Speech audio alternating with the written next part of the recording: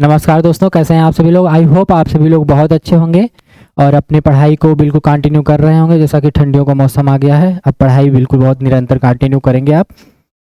और कैसे हैं आप सभी लोग। मैं रोहित राज यादव एकांश अकेडमी के ऑनलाइन प्लेटफॉर्म पर आप सभी का स्वागत करता हूं। और इससे पहले हम लोग क्या पढ़ा रहे थे, शरीर में शरीर में गति पढ़ा रहे थे। तो उसका काफ़ी सारी चीज़ें जो है, संधि जो है वो कंप्लीट कर चुके थे। तो उसी संधि को रिपीट करके फिर उसके बाद हम लोग आगे आएंगे जो नेक्स्ट टॉपिक था। ठीक है, तो हमारा जो बॉडी है उसके लिए संधि क्यों जरूरी है। सबसे पहले तो हमारे बॉडी को संधि कैसे, मतलब क्यों चाहिए। हमारा जो बॉडी है वो कंकाल मीन्स दैट की हड्डियों से बना हुआ ढांचा है। ठीक, अगर हड्डी ना हो तो हमारा बॉडी जो होगा वो क्या हो जाएगा, मांस का लुथड़ा, जिसे हम गठरियों में बांध के ले जा सकते हैं कहीं पर भी।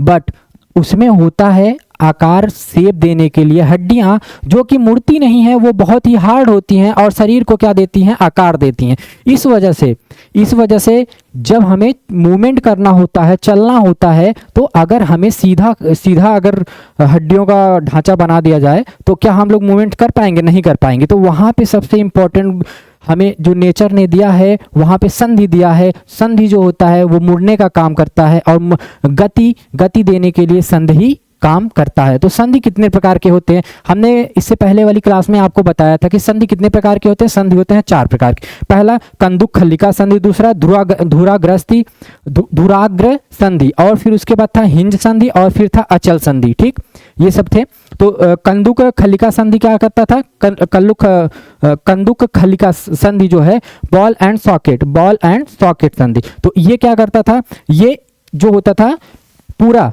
यहाँ पे जो है हमारे कंधे से लगी हुई, और ये हैंड, ये देखिए पूरा मूव हो रहा है ना।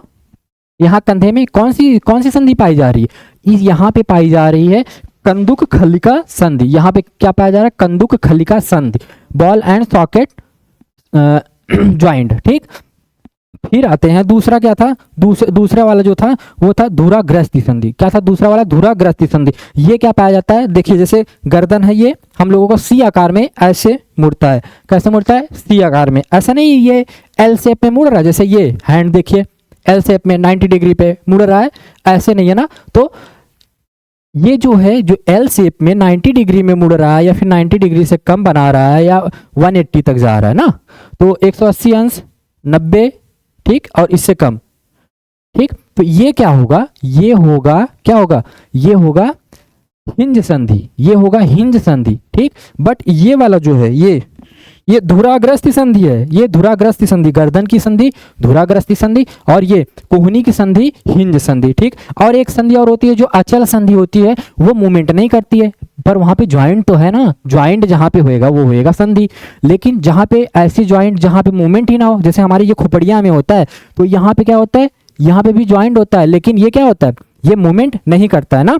ठीक है, तो आइए हम लोग इसके बाद वाली चीजों को डिस्कस करते हैं। मानव शरीर में गतियां क्यों चाहिए होता है। अच्छा, आजकल एक बहुत रील ट्रेंड में चल रहा है कि क्रिस का गाना सुने वाला, वो कुछ ऐसा ही था, तो उस पे वो चल रहा है ना। और वो जो जब डांस करता है तो शायद उसकी हिंज सही से वर्क नहीं कर रहा होता है, तो शायद हो सकता है उसका हिंज सही से वर्क ना कर रहा हो। ठीक है, ये सब चीजें कल हो चुकी थी। हिंज संधि के बारे में हमने डिस्कस कर लिया है। फिर आते हैं जंतुओं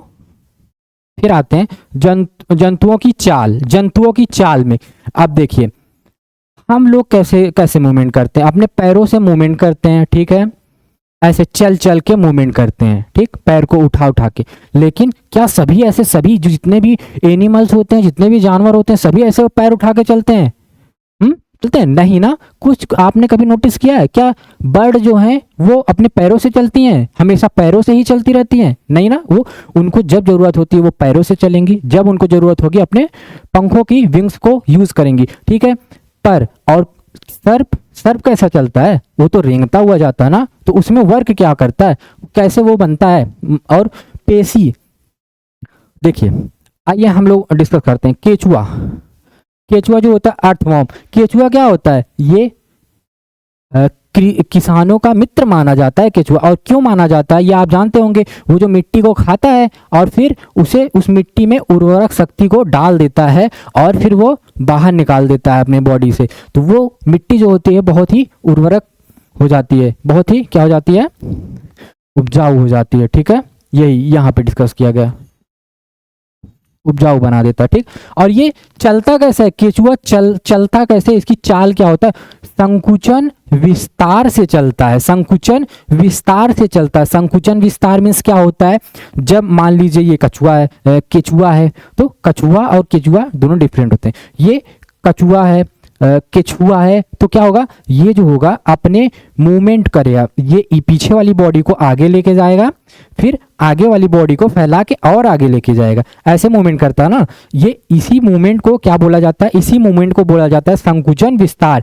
एक बार संकुचन होएगा मीन्स दैट पास में आएगा सारी बॉडी, फिर वो पीछे वाला पुश करके, जमीन को पुश करके आगे वाले को थोड़ा सा उठा के आगे जाएगा, तो यही संकुचन विस्तार होता है। ठीक, फिर आते हैं हम लोग घोंघा, स्नेल। घोंघा क्या होता है, घोंघा जो होता है ये पेशीय पाद होता है। घोंघा क्या होता है, पेशीय पाद होते हैं इसमें। इसके जो पैर होंगे इधर, यहाँ पे पैर मीन्स इसके पाद मीन्स पेशियां जो होती हैं। आप अगर घोंघे को देखे होंगे तो वो बिल्कुल मांस के लुथड़े जैसा दिखता है ना, वो सेम मांस के लुथड़े जैसा ये दिखता है ये ना। तो यहाँ से क्या करता है, ये थोड़ा सा मूवमेंट करता है पेशीय और विस्तार टाइप में। इसके जो पेशीय होते हैं वो पेशीय और विस्तार टाइप में ये आगे आते हैं थोड़ा सा। और देखो कछुआ जो था ये पूरा का पूरा यहाँ पीछे से बॉडी लाता था ना, बट इसमें क्या होता था, इसको ऐसे वाला टाइप में था, तो ये यहाँ से थोड़ा सा अपने मूवमेंट करता था और थोड़ा सा फैल जाता था, मूवमेंट करता था थोड़ा फैल जाता था, तो ये होता था पेशीय पाद। ठीक, अब आते हैं नेक्स्ट पे। देखिए तिलचट्टा, कॉकरोच कैसे चलता है, कॉकरोच चलता है अपने पैरों से, कॉकरोच अपने पैरों से चलता है। और एक चीज और इसको ध्यान रखिए, कॉकरोच जो होता है ना, इसके कितने चैम्बर होते हैं, 13 चैम्बर होते हैं, 13 चैम्बर होते हैं इसके हार्ट में, इसके हार्ट में कितने चैम्बर होते हैं, 13 चैम्बर। और ह्यूमन बॉडी के हार्ट में कितने चैम्बर होते हैं, 4 चैम्बर्स होते हैं। तो सोचिए कितना ज्यादा चैम्बर लेके ये चल रहा है। ठीक, और ये कैसे अपना मूवमेंट कैसे करता है, ये मूवमेंट करता है अपना पैरों से। और जो है इसके पास 3 जोड़ी पैर होते हैं, कितने, 3 जोड़ी पैर होते हैं। ये क्यों हम बता रहे हैं, क्योंकि ये अर्थवॉर्म जो होते हैं कैटेगरी, जो जिसमें बांटे जाते हैं सभी एनिमल्स, सभी जो एनिमल्स होते हैं उनको डिफरेंट उसमें रखा जाता है। जितने भी लिविंग बींग्स होते हैं उनको डिफरेंट कैटेगरी में रखा जाता है, तो अर्थवॉर्म की कैटेगरी में ये रखे जाते हैं। अर्थवॉर्म की एक कैटेगरी होती है कि उनके 3 पैर पाए जाते हैं। ठीक है, तो ये उनके कैटेगरी में होता है। और अर्थवॉर्म जो कैटेगरी है ना, वो सबसे बड़ी कैटेगरी मानी जाती है लिविंग बीइंग की। ठीक है, आइए हम लोग नेक्स्ट पे चलते हैं। अब आते हैं पक्षी पे। पक्षी कैसे चलता है, पैर और पंख में क्या होता है, इसके पेशीय होता है। आप जरा सोचिए इसके पंख में कितनी ताकत होती है कि ये कितनी तेजी से उड़ पाते हैं। और वो ताकत कहाँ से आती है, वो ताकत आती है मसल से, वो ताकत मसल से आती है। पंखों में पंख जुड़े होते हैं मसल से, और वो मसल्स जो होता है इतना स्ट्रांग वो मसल्स होता है ना कि वो पूरे बॉडी का पूरा पार्ट जो है वो लेके उड़ जाता है। आप कभी देखिए बाज को, देखिए कभी किसी भी बर्ड को अगर आप ध्यान से देखेंगे तो आपको पता चलेगा कि उनके पेशिये में कितनी ज्यादा पावर होती है। ठीक है, और उनका पैर, वो पैर से भी मूवमेंट करते हैं पक्षियां और पंख से भी मूवमेंट करते हैं। पंख को मूवमेंट होता है उनके पेशिये से। ठीक, मीन्स दैट। ठीक, अब हम लोग आते हैं मछली। देखिए मछली जो होती है वो कैसे अपना गति करती है, कैसे चल पाती है। तो मछली का जो शरीर होता है शरीर के वलय मीन्स होता है छल्ला मीन्स जैसे स्प्रिंग होता है, आपने देखा है स्प्रिंग देखा है, तो वो जो होता है ऐसे मूवमेंट वो रहता है। एक मान लीजिए ये फिश है, okay. Fish fish fish fish कहाँ गई फिश? देखिए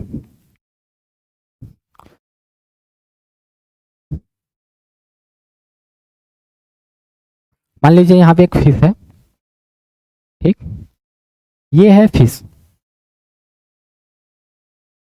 ठीक, ये इस शेप में क्यों होती है? पहली बात तो ये जो होता है ये यहाँ शार्प होता है, और ये नाव को आप जब देखेंगे बिल्कुल इसी से प्रभावित होकर हम लोगों ने, ह्यूमंस ने नाव बनाया। क्या ये यहाँ पे बिल्कुल शार्प होता है ताकि हवाओं को वो सीधा चीड़ के आगे जा सके, और नीचे के साइड में भी ये बिल्कुल शार्प होता है, नुकीला होता है, ये पानी को भी मतलब चीड़ते हुए आगे जाए, ठीक है, ये इसी के लिए। और इसमें वलय कैसे होता है? वलय का मतलब होता है ये एस टाइप में, ठीक है। अब क्या हुआ, ये बिल्कुल छल्ले के जैसा लग रहा है, स्प्रिंग के जैसा, तो ये मूवमेंट क्या करेगा, ये जिगजैग मूवमेंट करेगा ऊपर नीचे, और वो पहले ये मूवमेंट किया इधर साइड में, वो मूवमेंट किया उधर साइड में, और इसी से इसमें क्या हुआ, वलय, इसमें वलय बन जाता है, और ये जो है इस टाइप में मूवमेंट कर पाती है, ठीक है, इस टाइप में मूवमेंट कर पाती है, ठीक है, ठीक है।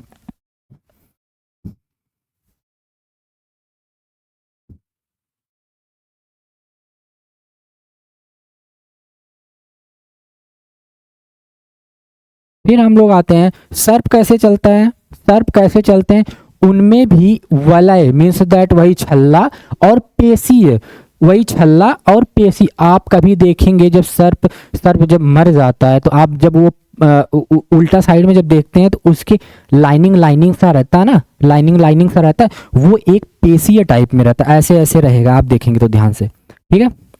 वो क्या है, वही उसका मसल्स है, वही उसका पेशी है, ठीक है।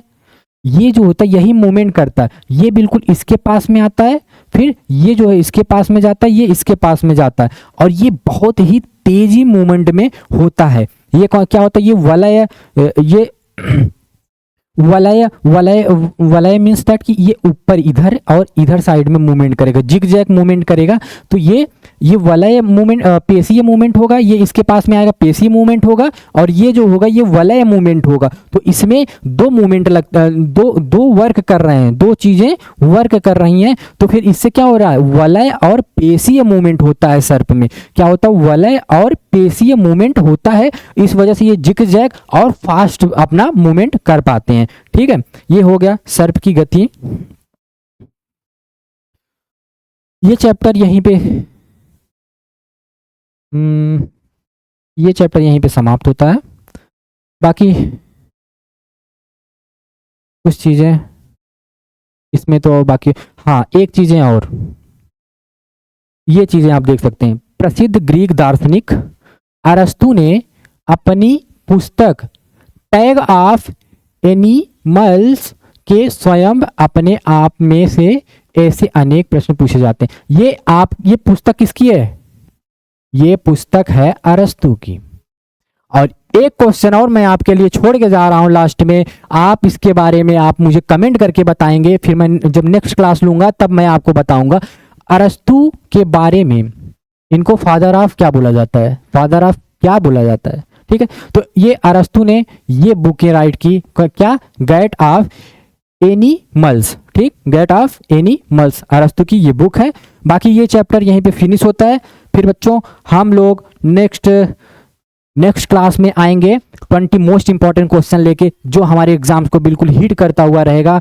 और जितने भी रेलवे, एसएससी और पुलिस के जो सा भी, और अगर आप एनसीईआरटी का तो समझ ही रहे हैं कितना स्ट्रांग होता है, ये यूपीएससी जैसे एग्जाम्स के लिए भी बहुत इंपॉर्टेंट होता है। कहाँ से लाइन से क्वेश्चन आ जाएंगे ये कोई नहीं कह सकता, इसलिए हम लोग इस पे कमांड बना के रखेंगे।